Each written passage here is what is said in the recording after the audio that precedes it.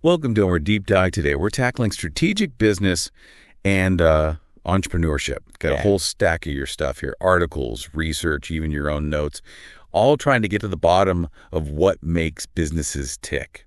Like I guess, a crash course in strategy, innovation, that whole entrepreneurial mindset. Exactly. And we're going to go deep, not just skimming the surface, unpacking those core concepts, yeah, but also those light bulb moments, those aha moments, the ones that can really change your thinking. Awesome. Well, the first thing on your list is strategic thinking, right? I always thought it was like just making a plan. Seems like there's got to be more to it than that, though, right? Oh, there's definitely layers. It's not just a plan, it's a whole process. The stuff you sent over, it really highlights that with this thing called the strategic management process. Starts with goals, then you look at your strengths and weaknesses, what you're good at, what you need to work on. But then you also have to look outside, right? At those opportunities and threats, the good old SWOT analysis. Right, SWOT analysis, I get that. But business is always changing. I mean, how can a plan from like 6 months ago even be relevant today? That's why it's a process, not just a plan. It's a constant cycle. You plan things out, you take action, you see how it goes, what works, what doesn't. Then you adjust. These materials emphasize that this isn't something you do once and then just forget about. So it's like this feedback loop. You're constantly learning and adapting. Precisely. But here's where it gets even more interesting. Strategy isn't just one massive plan for the entire company. It's actually happening on different levels, like a pyramid. Okay, now I'm curious. A strategy pyramid, different levels. Tell me more. So at the very top, you have the corporate level. That's where the big decisions about the whole organization's direction happen. Think like entering new markets, big acquisitions, that kind of stuff. So that's where those "we're going global" or "let's launch a whole new product line" decisions come from. You got it. Then you move down to the business unit level. That's where each unit figures out how to win in their specific market. Brand positioning, pricing, what makes them stand out from the competition, those are all happening here. And then the functional level, the day-to-day work. You got it. Each department, like marketing, finance, operations, they're making their own strategies, but it all supports those bigger goals. It's actually really fascinating how a decision way up at the corporate level can trickle down and affect the work of someone, just doing their job each day. I can see how that all connects now. But all this strategy talk, it makes it sound, kind of rigid. Don't you need some creativity to really make it in business? Creativity is crucial. And actually, the stuff you sent over, it talks about 5 key thinking styles that successful businesses use. Strategic thinking, what we've been talking about, is just one piece. Okay, I'm ready to hear about the other 4. Hit me with those thinking styles. All right, well, first up, critical thinking. This is all about looking at information objectively, finding those flaws in a plan, questioning everything, like a detective searching for clues, testing those assumptions. So critical thinking keeps you from, making those impulsive decisions based on incomplete information or even your own biases. Exactly. Then there's systems thinking. This is seeing how everything is connected. A change in one part of the business can have ripple effects everywhere else, like a delay in manufacturing. That could totally mess up your sales targets. That makes total sense. It's like seeing the whole picture, all the puzzle pieces fitting together, understanding how everything's related. Now, we can't forget creative thinking, those aha moments, the ones that break the mold, give your business that edge. That's where the magic happens. Creative thinking is what leads to those groundbreaking products, those industry-changing services. Absolutely. And last but not least, there's analytical thinking. Breaking down those super complicated problems into smaller, manageable chunks. Using data and logic to guide you. No guessing games. So analytical thinking helps you make sense of the data, see the patterns, make those informed choices. Not just relying on your gut feeling. Spot on. But it's important to remember, all of these styles work together. It's like an orchestra, each instrument playing its part. Strategic thinking sets the direction. Critical thinking keeps you sharp. Systems thinking shows you the big picture. Creative thinking sparks those innovative ideas. And analytical thinking, well, that helps you measure your success. Wow. I'm feeling a bit overwhelmed, Oh, but no. in a good way. Sounds like you need to be a master of like all these different ways of thinking to lead a business. Pretty much. And once you understand them, how they all contribute to those strategic decisions, you're well on your way to tackling those business challenges. I'm definitely feeling smarter already. We covered a lot about strategy and different thinking styles. But what about understanding, your competition? That seems pretty crucial too. Absolutely crucial. In fact, one of your sources dives right into this with something called Porter's 5 Forces. It's this framework that helps you analyze any industry. Porter's 5 Forces. Intrigued, but also a little scared. Break it down for me. No need to be scared. It's actually super practical. Imagine you're looking at a new market. Porter's 5 Forces helps you figure out if it's even worth your time. Is it profitable? Is it attractive for your business? It looks at 5 key things to tell you. Okay, you've got my attention. Lay those 5 forces on me. All right, so the first one is the threat of new entrants. Basically, how easy is it for someone else to just waltz in and start competing with you? So if it's hard to get into a market, like you need a ton of money or special knowledge, that would make it less attractive to those new competitors, right? Exactly. Think of something like the aerospace industry. You need a massive amount of money just to get started. Tough for new companies to just pop up. But then you have industries like food trucks, way easier to get into, lower barrier to entry. That explains why there are like a million food trucks everywhere. Okay, what's force number 2? Bargaining power of suppliers. This is all about how much control those suppliers have over the stuff they're selling you. How much can they influence the price and even the quality? So if you rely on one supplier for something super important to your business, they basically have all the power, right? You got it. Look at the computer chip industry, for example. Just a handful of companies control most of the chips in the world. That gives them a lot of leverage over those big tech companies that need their chips. Makes sense. So what about the customers? Do they have a force too? They do. That's force number 3, bargaining power of buyers. It's about how much influence those customers have on you. How much can they push prices down? Can they easily switch to your competitor? That all plays a role. So a company like Walmart, since they buy so much stuff, they can basically tell suppliers what prices they'll pay. Exactly. They buy in such huge quantities, suppliers pretty much have to play by their rules. All right, we're halfway there. 2 forces down, 3 to go. Hit me with the next one. Next up, we've got the threat of substitute products or services. How easy is it for customers to just find something else that does the same thing?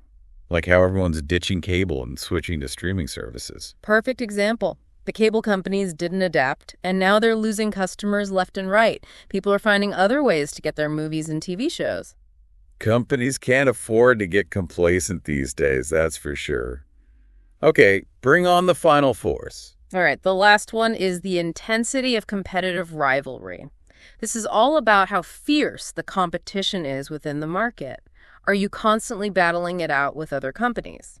So if a market is packed with competitors, all selling pretty much the same thing, that would be a super tough environment to be in, right? You nailed it. Think of ride-sharing, Uber, and Lyft. They're constantly trying to outdo each other, offering deals, coming up with new features. It's a constant fight for those customers. It's like a never-ending chess match. So understanding Porter's 5 forces, it helps you make smarter decisions about where to do business, where to maybe steer clear, right? Exactly. You can analyze the playing field before you even step onto it. See where the threats are, where the opportunities lie. Gives you a head start in developing your strategy. This is incredibly insightful. Yeah. I'm thinking about Amazon now. They seem to have mastered all 5 of these forces. Amazon is a fascinating case study for sure. They've made it super tough for new competitors to enter their markets. They've got their own supply chain down pat, reducing the power of suppliers, built an incredibly loyal customer base, minimizing buyer power. They're constantly expanding into new areas, minimizing those substitution threats, and they're using technology to stay ahead of the competition. They're like the 5 forces champions? You could say that. It shows how important it is to understand these forces. But there are other approaches to strategy, One that you specifically wanted to explore, Blue Ocean strategy.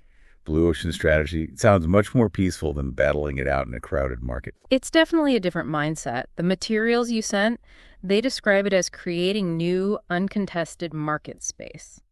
Instead of competing head-to-head in those existing markets, what they call red oceans. So you're finding those untapped areas where you can create demand instead of fighting for a slice of a shrinking pie. Exactly. Instead of constantly comparing themselves to the competition, blue ocean strategists, they're focused on creating unique offerings that make competition practically irrelevant. I love that.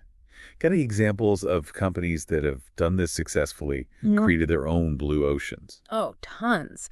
Cirque du Soleil is a classic example. They didn't try to beat traditional circuses at their own game. Lower ticket prices, more dangerous stunts, that sort of thing. Instead, they took elements of theater and circus, blended them together, created a completely new type of entertainment. I've seen Cirque du Soleil. It's such a unique experience. They redefined what a circus could be. Exactly. Another great example, the iPhone. Apple didn't just release another phone. They combined a phone, an iPod, and internet access all in one device, created a whole new category. The iPhone definitely shook things up. What other examples are there? Well, how about Airbnb? They didn't try to compete with hotels on price or amenities. Instead, they tapped into this desire for authentic travel experiences, gave people a platform to rent out their own spaces. These are inspiring examples. They all found a way to offer something new, something valuable, something that just didn't exist before. That's the essence of blue ocean strategy.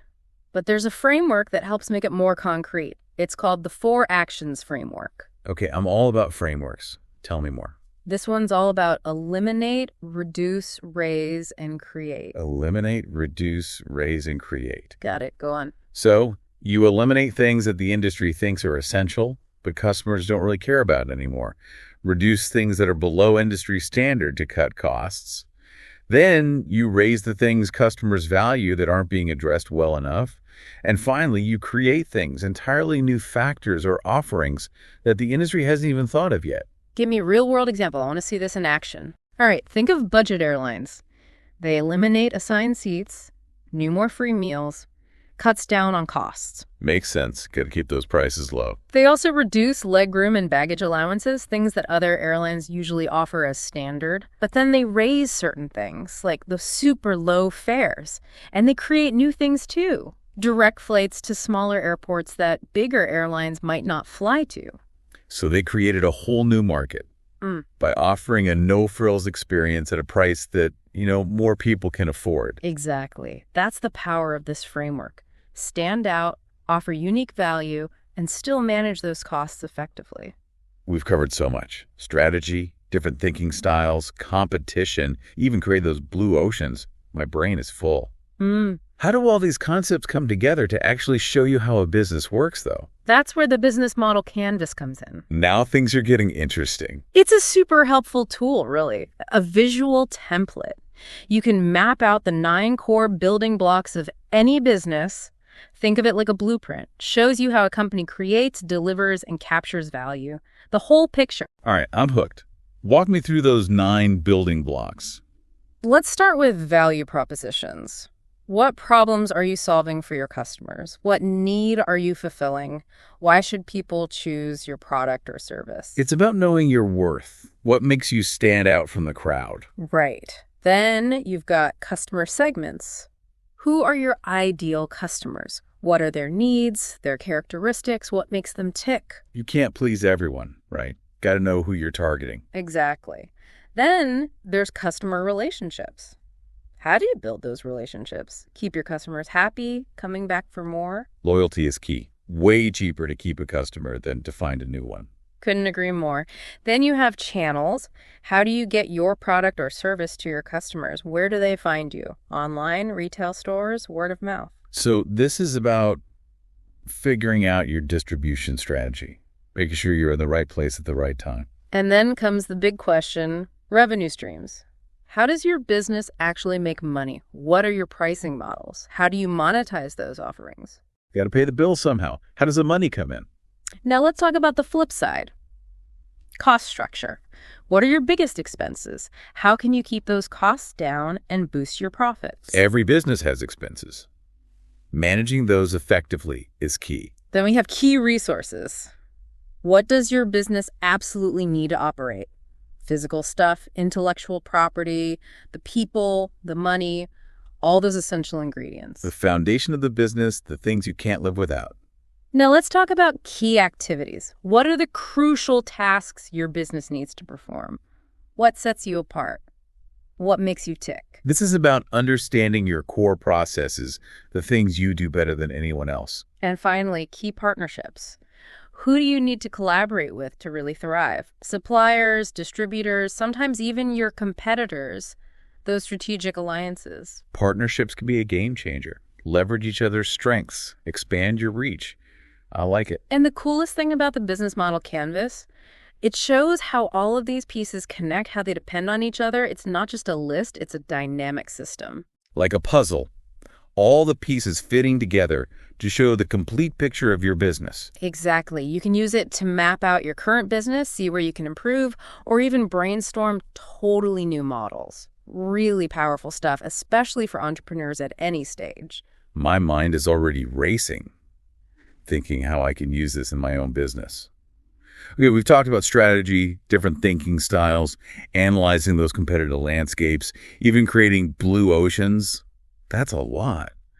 But how does all this lead to actually understanding what it means to be an entrepreneur? Well, that brings us to the world of entrepreneurship itself, another area you were really curious about. Yes. I've always been fascinated by entrepreneurs, what drives them, how they make it happen. But first, before we get into the nitty-gritty, let's define it. What is entrepreneurship, really? At its core, it's about creating something new, building a business venture, usually with a good dose of initiative, a little bit of risk-taking. It's about seeing those opportunities, taking action, making something valuable out of nothing. So it's more than just starting any old business. It's a mindset, a way of approaching things. Exactly. It's embracing innovation, being comfortable with uncertainty, having that relentless drive to bring your vision to life. It's in your blood. Sounds both exhilarating and terrifying. It can be both. But the rewards can be incredible too. Entrepreneurs, they're often driven by a desire to make a difference, leaving their mark on the world, creating something they truly believe in. What about the impact on the economy? How does entrepreneurship fit into the big picture? It's actually a driving force in economic growth and job creation. Entrepreneurs bring those new businesses, new products, new services, more competition, more innovation. It keeps the whole economy moving forward. They shake things up, keep things fresh, the lifeblood of the economy. You could say that. They're the risk takers, the innovators. They see potential where others see limitations, the ones pushing boundaries. I'm starting to see why entrepreneurs are often seen as like the heroes of the business world. Yeah. But are all entrepreneurs created equal? Not at all. They come in different flavors, you could say, each with their own style, their own motivations. The materials you sent, they highlight a few distinct types. Okay, I'm ready for those entrepreneurial profiles. Give me the rundown. First, you have the innovators. They're all about creating something totally new, groundbreaking. They're the ones disrupting industries, changing how we live and work. Like Steve Jobs with Apple, or Elon Musk with Tesla and SpaceX. Exactly. Those are visionaries. They see the world differently, challenging the status quo. Then you have the imitators. They might not be first to market, but they see a good idea and find a way to make it even better. Maybe more affordable, more accessible. They refine and perfect. So it's not always about being the first, but about making things better. Precisely. They might see a successful business model and think, how can I adapt this? New market, new customers, same winning formula. And then there are the social entrepreneurs. These folks are driven by a desire to make a positive impact on the world. They're using business to tackle social or environmental challenges. Using business to do good. Love it. Right. They might focus on issues like poverty, education, the environment. They see those problems and think, how can I use my entrepreneurial skills to make a difference? These are all amazing examples. But are there some qualities that all successful entrepreneurs share? What makes them tick? That's a great question. They're definitely risk takers, but they're smart about it. They assess the risks, weigh the potential rewards. They're not just jumping into things blindly. They're also incredibly persistent, incredibly resilient. They don't give up easily, that's for sure. So they face those setbacks, those challenges, and just keep going. Don't let it get them down. Exactly. They learn from their mistakes, adapt to changes, and keep pushing towards their goals. They don't give up on their vision. Sounds exhausting, but also inspiring. It can be both. But for those with that fire in their belly, who are passionate about their work, driven to make a difference, for those people, entrepreneurship can be incredibly rewarding. Okay, so we've talked about different types of entrepreneurs, what makes them successful. What about like the difference between an entrepreneur and just a small business owner? Are those the same thing?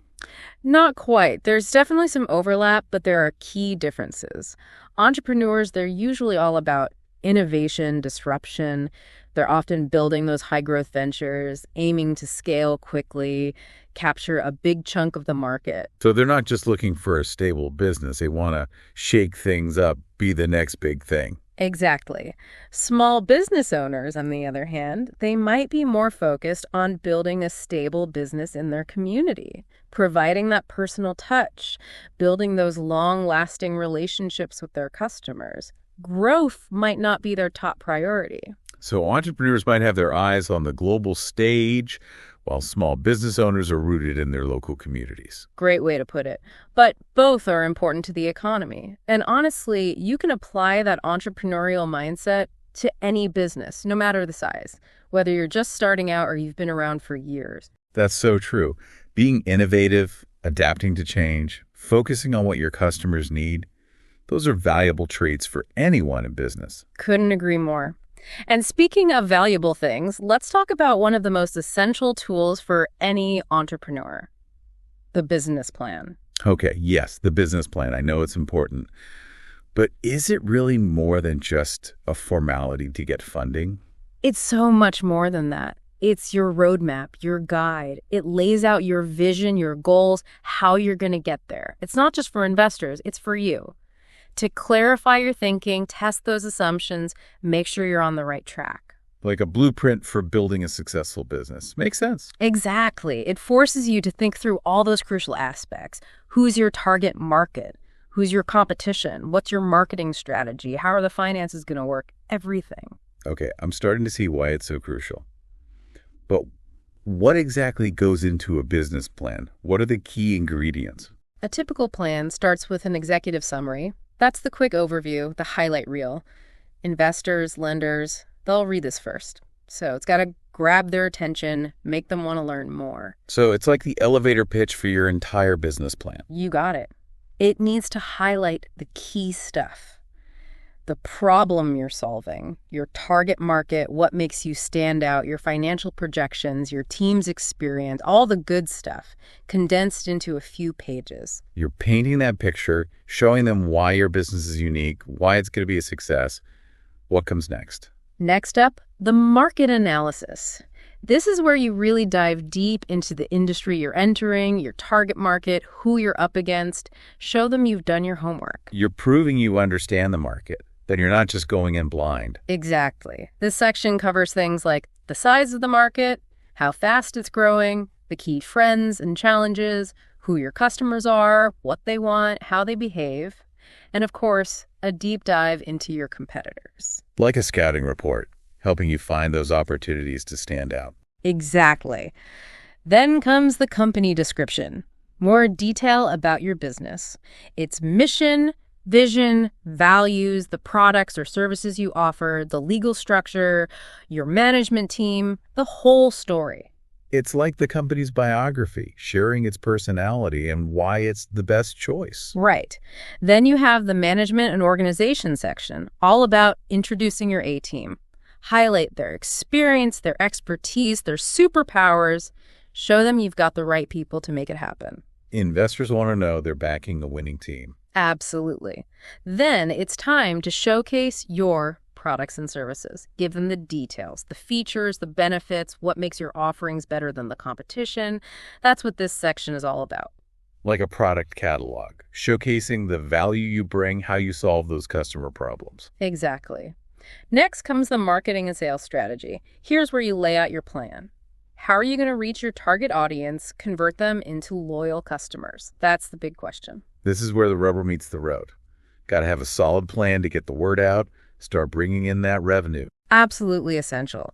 This section covers everything from your marketing channels and sales process to pricing strategies and how you'll keep those customers coming back for more. We've got the marketing and sales plan covered. What about the behind-the-scenes stuff? The day-to-day operations. That's where the operations plan section comes in. This is all about how your business runs on a daily basis. Production, logistics, customer service, technology, all those critical processes. Like a backstage pass, showing how everything works together seamlessly to deliver those promises to the customer. Exactly. It's all about those details. Your facilities, equipment, processes, suppliers, and all the resources you need to keep things running smoothly. And finally, the section that many investors are most interested in, the financial plan. The numbers game. This section brings those financial projections to life. Your revenue forecasts, your expense budget, those all-important cash flow statements, key financial metrics like profitability, return on investment, it all comes together here. Got to show those investors that you've got a realistic path to profitability, that their investment is going to pay off. You got it. They want to see that you've thought this through, that you've got a solid plan for making money, managing those expenses, and ultimately achieving profitability. This breakdown has been so helpful, I feel like I can almost write a business plan myself now. It's clearly an essential document for any entrepreneur who's serious about success. It truly is the foundation. Now, let's zoom in on some of these sections, shall we? First up, the executive summary. That's your first impression, so it's got to be captivating, concise, get them hooked. What are the must-haves for a killer executive summary? It should start with a quick intro to your business. The name, the location, what problem you're solving. Then you'll want to lay out your mission statement. A clear, concise statement of your purpose, your goals, what you stand for. It sets the stage. It's the heart and soul of your business, what drives you forward. Precisely. Next, you highlight the market opportunity. Explain the need or the problem your business is addressing. Give an overview of your target market and show how big it is, how fast it's growing. Show them the potential, the possibility for growth and profitability. Then, it's time to talk about your competitive advantage. What sets you apart from the competition? Why are you going to succeed where others haven't? This is where you shine. Highlighting those unique strengths, the things that give you that edge in the market. Now, time for the numbers. You'll want to include some key financial highlights. What revenue are you expecting? What kind of profit margins? How much funding do you need? Give them a taste of the financial potential. Give them a peek behind the curtain. Show them the financial possibilities. Next, introduce your rockstar team, the key players. Highlight their experience, their expertise. Let those investors see the talent behind the vision.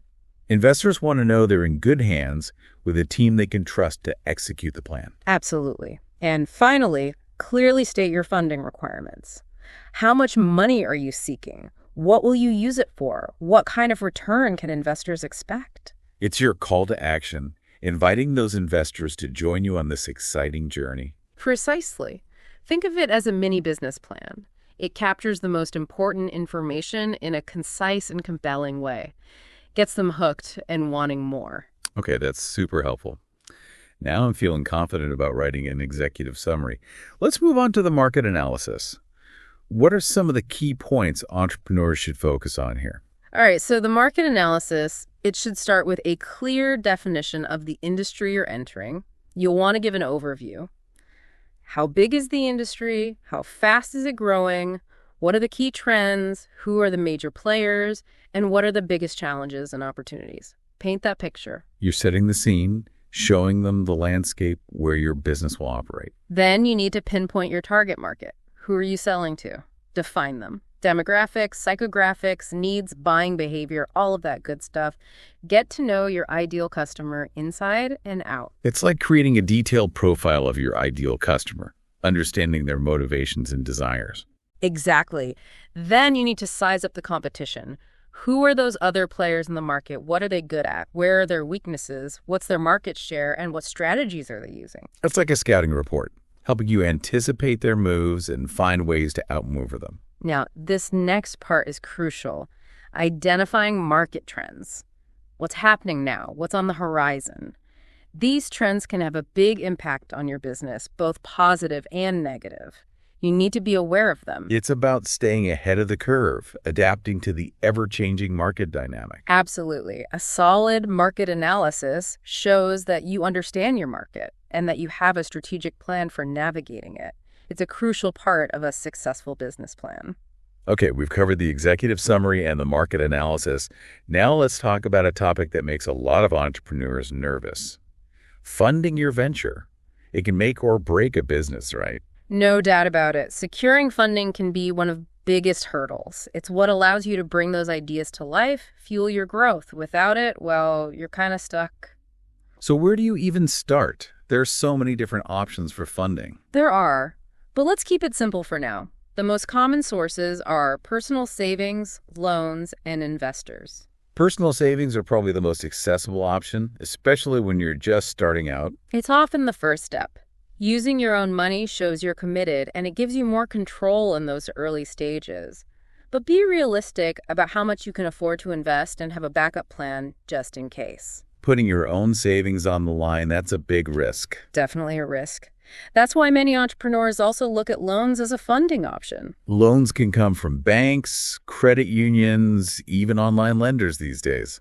Lots of choices. Exactly. Loans give you a lump sum of cash that you can use for all sorts of things, like equipment, hiring employees, marketing expenses.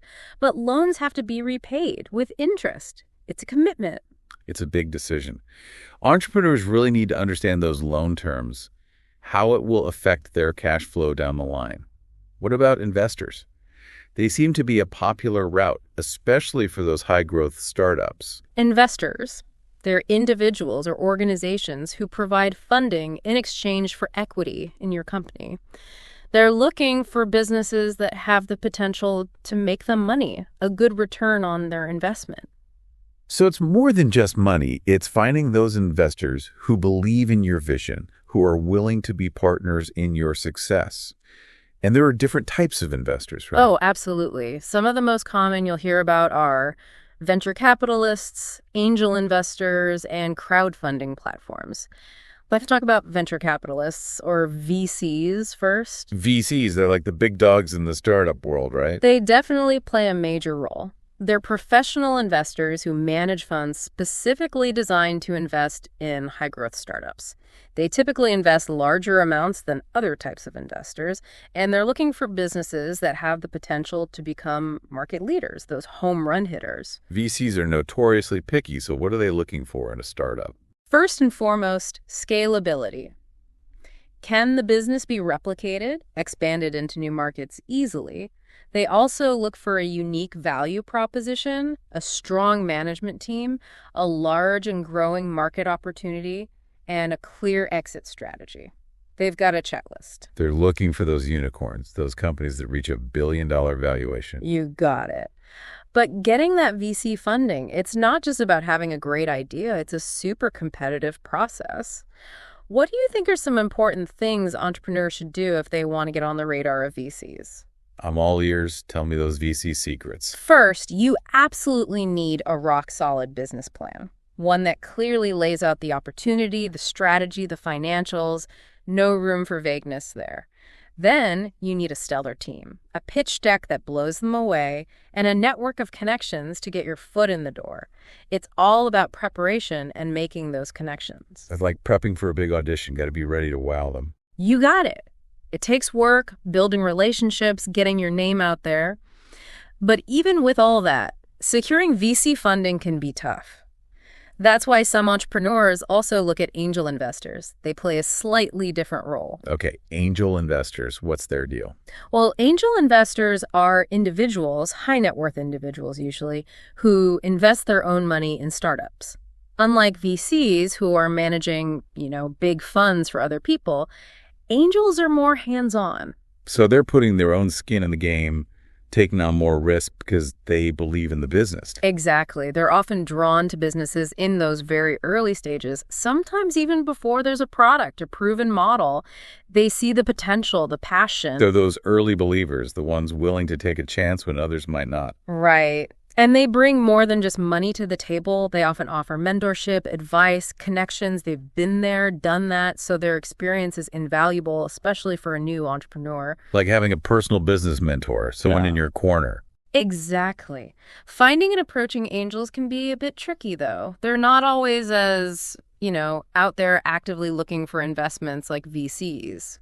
So how do you find them? Where do those angel investors hang out? Networking is key. Startup events, pitch competitions, industry conferences, those are all great places to connect with potential angel investors. And there are online platforms too, like AngelList, Gust. Those can help connect you as well.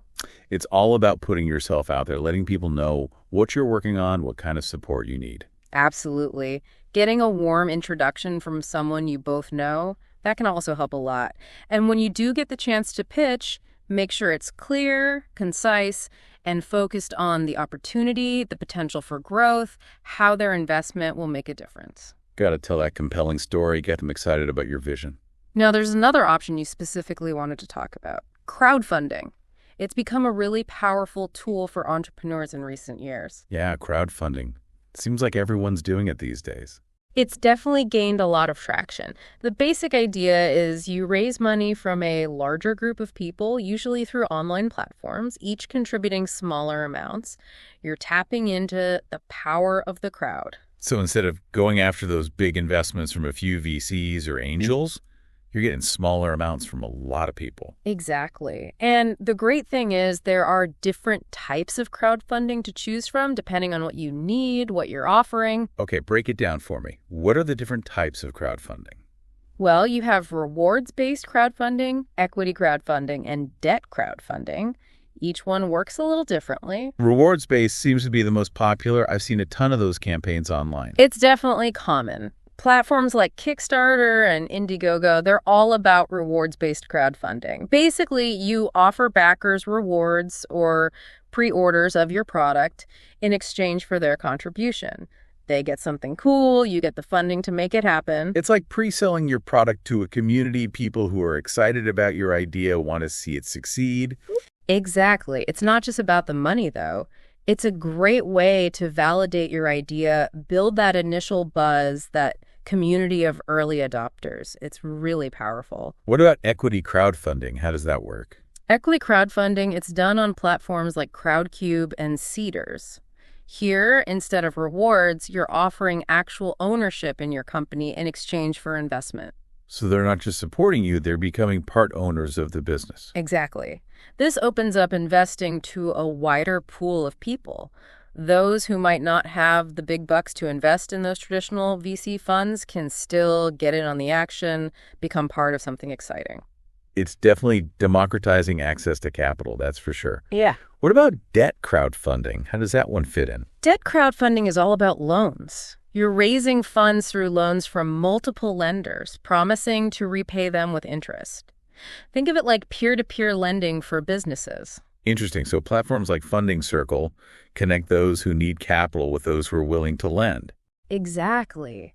Crowdfunding, it's really opened up so many possibilities for entrepreneurs, especially those who might not have access to those traditional funding sources. It's a game changer, for sure. But it's not just about throwing up a campaign and watching the money roll in. Running a successful crowdfunding campaign takes work, right? It does, a lot more than people realize. First off, be realistic about your funding goal. Don't shoot for the moon if you only need a small amount to get started. It sets you up for failure. Right. It's got to be achievable, aligned with your actual needs. No point in aiming too high and falling short.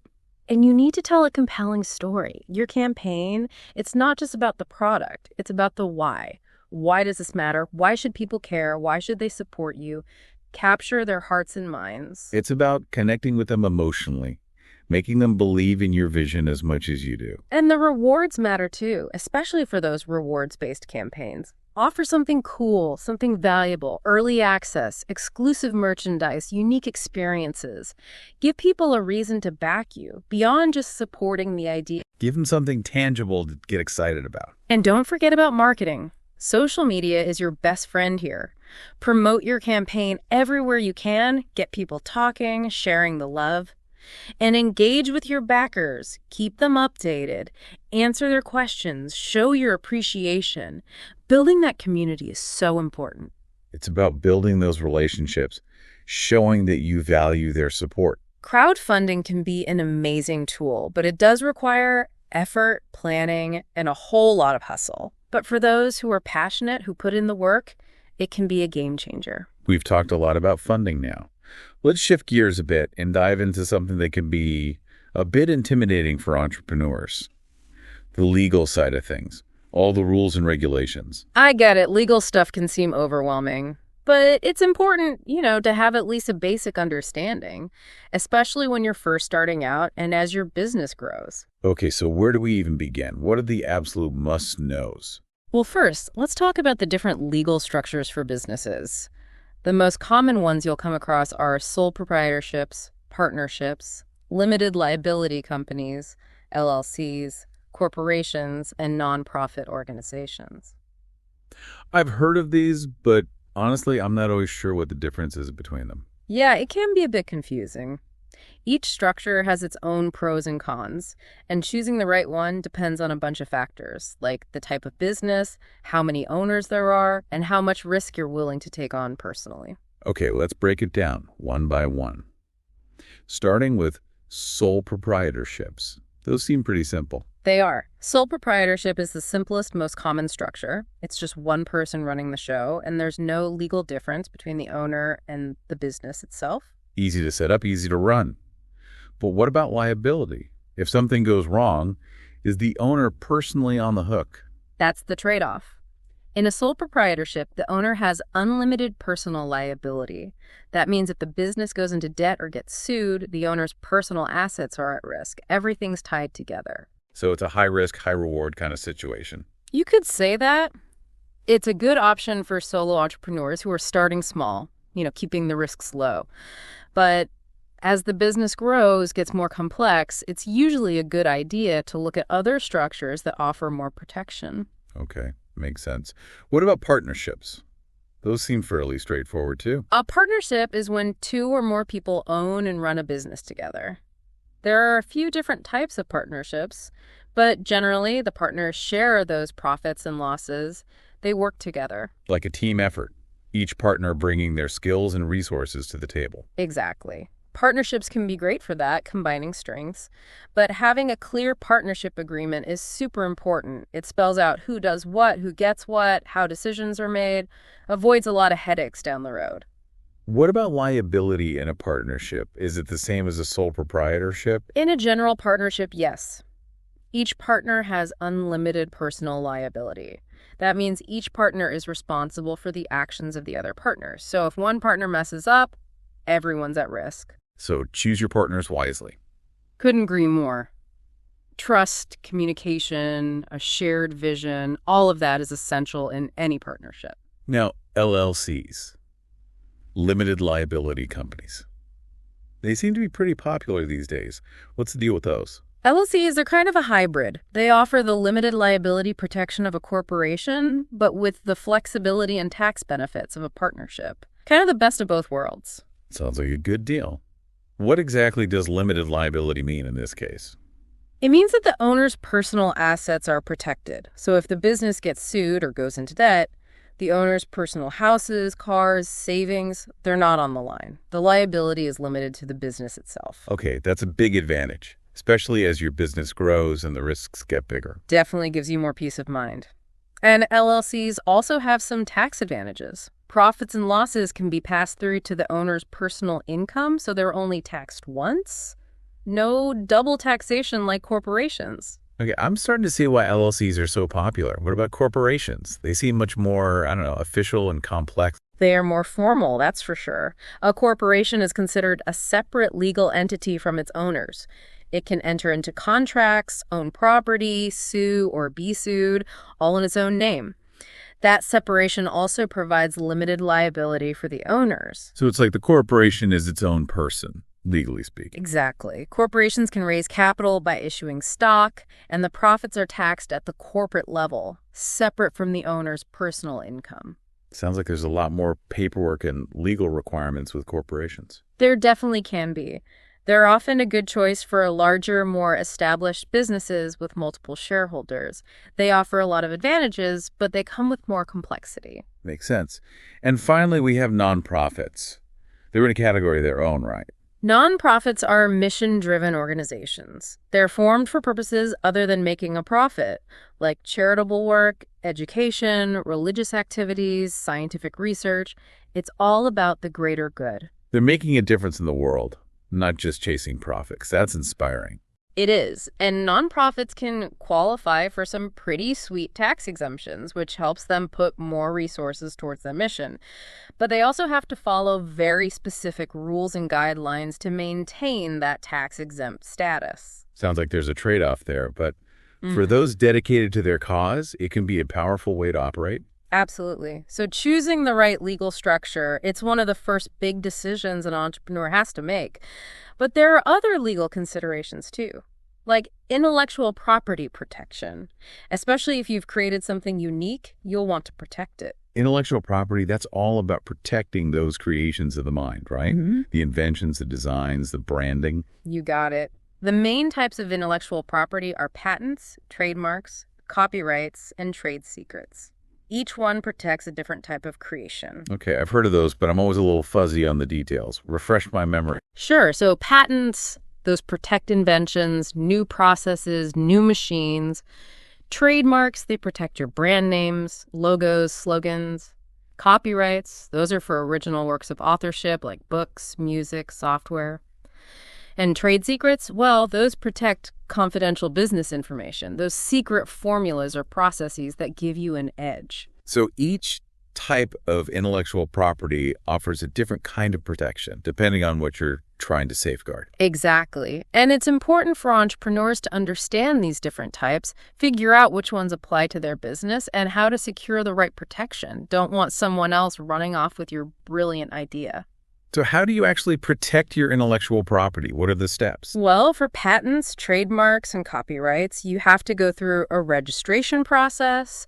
You'll need to file applications with the government, meet certain requirements. It can be a bit of a process. Sounds like it's worth getting some professional help to make sure you're doing it right. For sure. And for trade secrets, it's all about keeping things confidential. Non-disclosure agreements with employees and partners, tight security measures, all of that helps protect your valuable information. It's like guarding those secret recipes, those formulas that make your business special. Exactly. Protecting your intellectual property, it's all about preventing others from using your ideas without your permission, making money off your hard work. Okay, intellectual property, check. What about contracts and agreements? They seem like a big part of the business world, too. Contracts are essential. They're those legally binding agreements that define the terms of a business relationship, lay everything out clearly, like a rule book for how everyone's going to interact. So they help prevent misunderstandings, disputes, and make sure everyone knows what they're agreeing to. Exactly. They protect all parties involved. What are some of the most common types of contracts you think entrepreneurs need to be familiar with? Well, if you're selling products or services, you'd need a solid sales contract, right? To define those terms, the price, the delivery, all of that. You got it. Sales contracts are essential. Then there are employment contracts. They outline the relationship between the employer and employee, things like job responsibilities, compensation, benefits, conditions for ending the relationship, keeps everything clear and above board. That makes sense. So both the employer and the employee understand what's expected of them. Right. What other types of contracts come to mind? Well, if you're renting a space for your business, you'd need a lease agreement, wouldn't you? To define the terms of the rental, the responsibilities. Lease agreements are definitely crucial for anyone renting commercial space. They spell out things like the rent amount, who's responsible for maintenance, how long the lease lasts, important stuff. And if you have business partners, that probably requires some kind of agreement too, right? To define roles and responsibilities. Absolutely. Partnership agreements are essential when you have multiple owners. They outline who does what, how profits are shared, how decisions are made. It's like a prenup for business, really important for a healthy working relationship. That's one way to put it. Are there any other agreements that are important for entrepreneurs to know about? Oh, yeah. Non-disclosure agreements, or NDAs. Those are crucial for protecting confidential information. They prevent employees, contractors, anyone you're sharing sensitive information with, from disclosing those trade secrets or other valuable information. Keeps those secrets safe. Exactly. When it comes to contracts and agreements, there are a few key things to remember. Be specific, include all those important clauses, use language that's easy to understand, consult with a legal professional, and review and update your agreements regularly. Don't just set them and forget them. So it's not just about having a contract. It's about making sure it's the right contract, clearly written, and that it actually protects you. You got it. Contracts are a part of doing business, so understanding the basics is essential for any entrepreneur. Okay, intellectual property, contracts, we're making progress. What about employment law? That seems like a whole other can of worms. Employment law is a big area, lots of rules and regulations. But it's important to understand the basics, especially as you start hiring employees, growing your team. So what are some of the key things entrepreneurs need to know? Where do they even start with employment law? Well, they need to be aware of the laws around wages and hours, anti-discrimination, workplace health and safety, family and medical leave, all that good stuff. There are federal laws, state laws. It can get complicated. Sounds like a lot to keep track of. What are some specific examples? Well, for example, you need to make sure you're paying your employees at least minimum wage, that you're following those overtime rules, that you're giving them the required breaks and time off. It's about being fair, ethical, and following the law. Treating your employees right, that's essential. What about discrimination? What do entrepreneurs need to know about that? Anti-discrimination laws are super important. You need to make sure that your hiring process, your promotions, even your terminations are all done fairly, without discriminating based on race, gender, age, disability, religion, any of those protected characteristics. It's about creating a diverse, inclusive workplace where everyone has an equal opportunity. Creating a positive work environment where everyone feels valued and respected. Absolutely. And then there's workplace health and safety.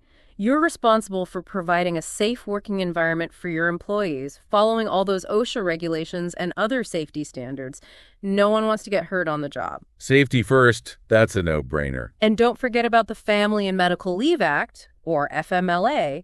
This federal law gives eligible employees the right to take unpaid, job-protected leave for family and medical reasons. So if they need to care for a new baby of a sick family member, they're protected. It's about supporting your employees through those important life events, knowing they won't lose their job. Exactly. Complying with all these employment laws, it can be tricky, but it's all part of building a responsible, ethical, and successful business. Okay, we've covered intellectual property, contracts, employment law. What about risk management and compliance? They seem like important considerations for any business, big or small. They're crucial, no matter the size of your business. It's all about protecting your business, your assets, your reputation. Thinking ahead, anticipating those potential problems, and figuring out how to minimize those risks. So it's about being proactive, putting those safeguards in place before something goes wrong. Exactly. Risk management is all about identifying, assessing, and mitigating those risks. Financial risks, legal risks, operational risks, reputational risks, they all need to be considered. So you're constantly scanning the horizon, looking for those potential storms and figuring out how to weather them. You got it. And compliance is all about making sure you're following all those applicable laws, regulations, and internal policies. It's not just about avoiding penalties, it's about doing business the right way, maintaining your integrity, and protecting your reputation. It's about building that trust, both with your customers and with the wider community. Precisely. good risk management and compliance practices, they can help you operate more efficiently, minimize those potential losses, and build a positive public image. It's all part of building a sustainable business. We've covered so much ground in this deep dive, from competitive landscapes and business models to funding, legal stuff, and risk management. My head is spinning. It's been a whirlwind tour, that's for sure. But hopefully you're feeling more informed, more empowered to tackle those business challenges. I definitely am. But before we wrap things up, is there one final thought you'd like to leave our listeners with? Something to ponder as they continue their entrepreneurial journey. One thing that's really important to remember is that all these things we've talked about, they're all connected. They're not separate pieces. They all work together to create that successful business ecosystem. Like a web, each strand interconnected, supporting the whole structure. Exactly. Understanding how strategy, innovation, funding, legal considerations, risk management, all of that, how it all fits together, that's key for building a sustainable business that can thrive over the long term. It's about seeing the big picture, understanding those connections, those interdependencies. And if we zoom out even further, it's not just about building a business, it's about creating value for your customers, for your employees, for your investors, for the community, making a positive impact on the world around you. It's about making a difference, leaving things better than you found them. Precisely. And that's what makes the entrepreneurial journey so rewarding, so fulfilling. It's about more than just profits. It's about purpose. So to our listeners out there, as you embark on your own ventures, remember, knowledge is power.